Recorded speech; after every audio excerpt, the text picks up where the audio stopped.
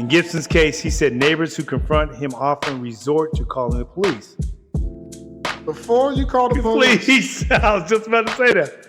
What else could be done? What are we doing? What are we doing?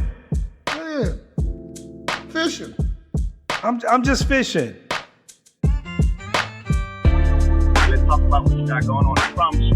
Bro, I ain't gonna call the police or nothing. You gotta talk to me, all right? Can't do it like this. Before you call the police, what else can be done? I'm Dev. DP. Welcome to Building Bridges with Black Men. Got this article report in the NBC News. This article is from July 2023. Black fisherman repeatedly confronted by white neighbors who ask what he's doing there. Wow. What is he doing there? And just to start, he actually is a resident of that neighborhood. Wow. Fishing, being asked, what are you doing there? Just think about fishing, man. When you go fishing, you go to a serene place that's quiet, whether you're on a boat or on a dock. You just cast your net amongst the waters, as the Bible says. We're just fishing. We're just waiting to catch something. But from this article we're about to get into, he caught something else, you know? He caught something else. Fishing. Yeah, fishing is a leisure. Yeah. I mean, you don't go fishing. Fishing isn't like you're going to play ball or something. Right. And you're waiting for some bite. Got a tackle box. You might have a couple of pieces. You might have some sandwiches. Yeah. Some bottled water. I'm just fishing, man. I'm not doing anything to anybody. And for those who are listening in who have gone fishing, get into the mindset of when you fished and what that was like for you, whether you caught something that day or not, just being able to be at a place of peace. So let's get into this article. All right, 3 times in one day, Anthony Gibson was asked by a white person what he was doing sitting by a pond in his neighborhood in Noonan, Georgia. 3 times he was asked. Another white person came and bothered me while I'm fishing, Gibson said in a July 11 TikTok posted from his TikTok account. Gibson, who is black and documents his experiences fishing for catfish, carp, crappies, and other fish on the social platform, said he had started videotaping every time one of the white residents in his 200-home development, Springwater Plantation, confronts him, asking for his address and questioning whether he should be there. Wow. He told NBC News that he soon learned he wasn't the only black resident of the community to be confronted by white neighbors. Uh-oh. So he ain't the only one. In the July 11 video, Gibson sat with 2 black female friends when a white resident named Tanya Petty told him that the lake was for, quote unquote, residents only, and that she would take down his license plate to report him to local authorities. Uh-oh. Here we go. Before you call the police. Go get Tanya. Tanya, what you doing? Like, you got this is what we deal with. Yes. Tanya came. By the end of the day, Gibson said he and his friends were approached a total of 4 times that day by residents asking him if he lived in the community. Lived in the community. Okay. I literally wanted people to see what people like me have to go through when they live in a nice neighborhood, Gibson told NBC News about recording the confrontations. And people don't think that they live there. Gibson, an actor, said that harassment began about a year ago. He was sitting at the lake with a friend who was white, and nearby were 2 white men whom he didn't know. One of them approached Gibson and asked him to provide his address. When Gibson declined, the man called the police. Although he remained calm, Gibson said he probably was the most upset I ever been. Wow. I'm telling the police, why are you bothering me? Gibson said. I said, I can't believe that you're bothering me this much and all I'm doing is fishing. I'm not smoking, I'm not drinking, I'm not partying, I'm not making loud noise, I'm not loitering, but you asked me all of these questions. 2 other white men fishing nearby told Gibson that they had been fishing at the pond for 7 years and never been questioned. Wow. Even though they didn't live in the community. Since then, Gibson started capturing all incidents on camera. Wow. So they didn't live there. They were actually going against the rules Going against the rules. and never been questioned. He actually lives there and is being questioned. Yep. You supposed to be here? You live here? What's your address? 2 different rule books. 2 different rule books. 2 different rule books. Literally every single time I went fishing, someone bothered me, Gibson said, adding that young white community members and other black residents usually leave him alone. Ooh, that's interesting. Adding that young white community members and other black residents usually leave him alone. Wow. That's the only reason I turned the camera on. In another TikTok, Gibson posted another man said that residents also questioned if he lived in development while fishing. In Gibson's case, he said neighbors who confront him often resort to calling the police. He surmises that if he wasn't recording the incidents, they could have been worse. He tries to remain calm when interacting with officers because when you call the police on a black man, there's already some suspicion. And this is exactly what we're talking about. That's right. Before you call the police, Please, I was just about to say that. what else could have been done? What are we doing? What are we doing? Man, fishing. I'm just fishing. I mean, let's say if he wasn't a resident Yeah, let's go with that. and he had no permit, he was fishing, Right, would it still be a need to call the police? right. If he didn't have let's be honest, if he didn't have a permit and was living there, this wouldn't be an article. We wouldn't be talking about this because he would have no grounds to be filming this TikTok and going viral with it to let people know what's going on because he'd be in the wrong. Yeah. This man is not in the wrong. This man is not in the wrong. He is a resident, 200 home development. 200 home development, okay? And he said the phrase "nice neighborhood," so we could assume it's affluent. We can Yes. assume, everyone living there is, nice neighborhood. Right. But let's go back. Something article I caught, maybe the listening audience caught as well. You should go back and read the article. Initially, when he was stopped, he was with a white friend. Yeah. Okay. Now, when I think of the word friend, you think of somebody who you're close to, like you and I. You know, we share stuff. We have good conversation. You trust this person. You know. Okay. You know, and I think that's the. Sometimes I wonder when you say a friend steps in when you need for them to step in, whether it be like, hey, not saying you need to be exchanging money. Hey, I need to ride on a car. Can you help me X, Y, and Z? Sure. But he said he was with a white friend. Yeah. So my question about this so-called white friend, when Gibson was stopped by and asked, who are you, what you doing here? Could that friend not have, interceded and said, well, what do you mean, why is he here? He has the right to be here. Yeah. What did he do? Yeah. What did he say? Yeah. What did he say? Because I'm not going to believe this article was written without any sort of context of him having said something and it not being reported. So I have to assume, and I hate to assume, but I have to assume he may not have said anything because I want to believe the reporter would have said his white friend who was there stepped in and said, leave him alone or he has a right to be here.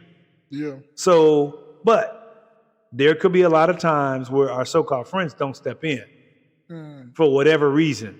Well, So I think you had mentioned this one time before. Sometimes, even though there are white friends, they can't see that right, issue right, because they're seeing it as a lot of times they're not seeing the behind the scenes color issue going on. Right. It's just this person is asking my friend, not this white person is asking my black friend right. a thing that is questioning his legitimacy of existing here, and maybe it's because he's black that's happening. That's right. Sometimes our white friends don't see that, Right, right, unless we help them point it out to them. right, right, So sometimes that's the issue. right, right. So practical advice. What can we do? I think sometimes if we're going to engage in these sort of relationships and say we have friendships, we have to have difficult conversations. Yeah. Well, regardless of what it looks like, regardless of what it sounds, and everybody's true authenticity, just have the conversation. Yeah. I don't know if I would have said something at 25. I don't know. I don't know if Gibson was 30, but I'm saying something now saying, look, you saw this whole experience that's now over, and you just sat there from a standpoint and didn't say anything. Yeah. Because a true friend is going to be able to say, you know what? I was wrong in that situation. I can do better next time. Yeah. I mean, it goes to question on what else more could our white friends Right. could be looking to do. Right. Which is being my friend, yeah, but also being my friend and knowing I'm black and knowing there's certain issues I deal with because I'm black, I'm a black male. Right. Truly being my friend is wanting to understand those. That's it. That's and then it. be aware of them and then to help be there for me. Right. Right. When those issues come up. Uh-huh. And that's part of being friends with someone of another race, ethnicity. Right. Particularly regardless of the level of the friendship, there needs to be a level of concern in regards to interactions that we are having that our white friends may see us go through, particularly in encountering another white person. Yeah. You need to not be in earshot. You need to be nearby. Yeah. You need to be right there like, okay, let me go see how this plays out. And then says, well, I don't understand why you didn't ask me why I'm here. Because if it was a white friend, again, the article did not mention at all that the white people asked the white friend, why are you here? Why did they ask him? Yeah. Yeah, did they ask him? Because I mean, we don't know. We can assume, okay, it was racial. But if it was, right, then they would have said to the white friend, is he supposed to be here? Exactly. You know, and then he can respond. Right. But we're saying, don't even wait for that. If you see your black friend dealing with the situation, open your eyes to it and then step in. And, you know, like I said, we say we don't like the white savior, right? We don't like white savior. But white friend is fine. Yeah. Need a white friend. You got to. I mean, if I'm sitting Let there. me come save us. Yeah. But you want to be a friend and step in and help us out? I mean, yeah, sure. Always able to be a friend.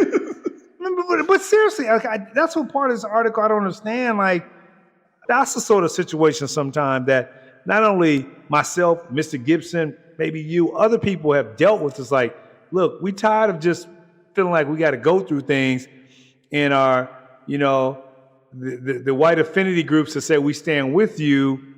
If you're going to stand with us, you got to be, as they say, 10 toes down and what that really means. You've got to be able to step in and say, look, no, they didn't do anything wrong. Leave them alone. Yeah, that's what the whole movement about not just being not racist, but being anti-racist. That's exactly it. Where it's not just saying, I'm not prejudiced. Right. You know, I have black friends. Right. But saying, I'm against racism. Right. Actively. Right. And actively seeking to see where it's at and where I can destroy it. That's what we're calling to. Right. So it seemed like, I mean, this article we have not just before the residents here, before they call the police, what else could be done? Yeah. But also for white allies. Yeah. Before the police are called on your black friend, what else could you do as well to help de-escalate the situation? Man, Fishing while black. Yeah, fishing while black. FWB, fishing while black, you know? So again, from a practical standpoint, step in when you see something wrong. Yes. You know, step in. Because one thing we do, I have seen this, not saying it's always right. I know some folks, when we see a black person getting pulled over, some people I know will just kind of pull over on the side, make sure everything's okay. Yeah. Make sure everything's on the up and up. Pull your phone out. Yeah, pull your phone out. If it's at a fast food joint or a grocery store, we pulling our phones out. So if we can just get you to do the same sort of thing, when you say something just don't seem right about this, just pull it out. Hold each other accountable. Yeah, that could be the easiest thing to do. That's all. Like if you want to get in a conversation, especially if you're a friend. Yeah. If it's you, right, as a white person with your black friend, right, something's questionable, just pull your phone out. Yeah, that's all. Record it. That's real easy. Yeah, I have the right to record. I'm out of the way. I have the right to record to make sure you're not messing with Deshaun. You know, so, you know, but yeah, I think, again, we all got to do our part. We all got to have hard conversations in regards to, you know, race relations, and because this is getting tired. It's getting old. Yeah. You know, simple things that folks just want to do for quality of life shouldn't have to be difficult to do. It should just be the normal. I'm going fishing. And one last thing too is, in this situation, they called the police, and he's still alive. Yeah. He didn't say anything about getting him harmed. He wasn't in the hospital for Right. injuries, but that's the danger.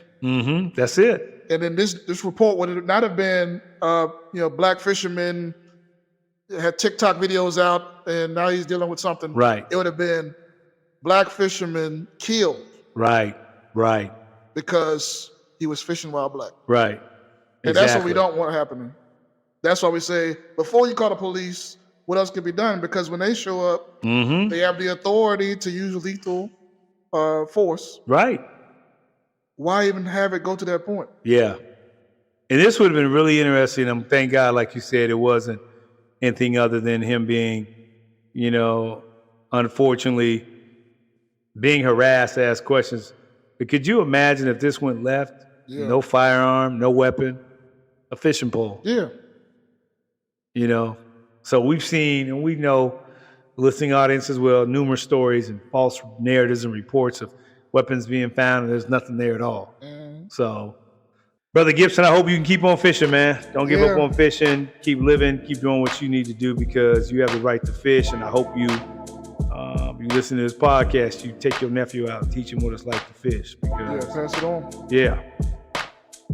So as we said, before you call the police, what else can be done? This could be done.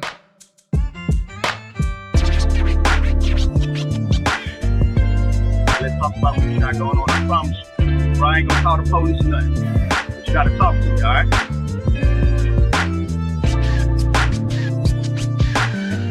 Can't do it like this. Let's just talk, bro. Before you call the police, what else can be done? Can't do it like this. Let's just talk, bro.